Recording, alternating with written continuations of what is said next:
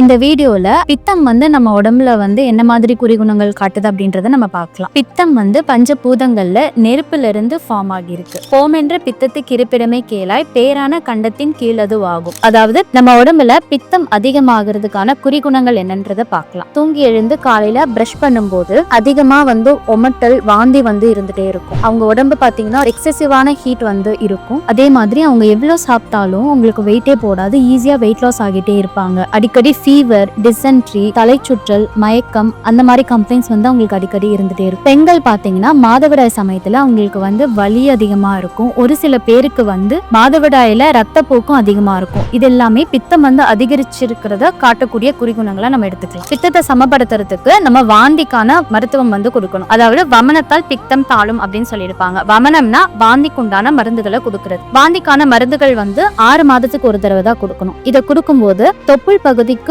மேல இருக்கக்கூடிய கழிவுகள் எல்லாமே வெளியே வர்றதுனால பாடி டீடாக்சிஃபை ஆகும். அதுக்கப்புறமேட்டு நம்ம நோய்க்கான ட்ரீட்மெண்ட் கொடுக்கும் போது நோய் சீக்கிரமா சரியாகும்.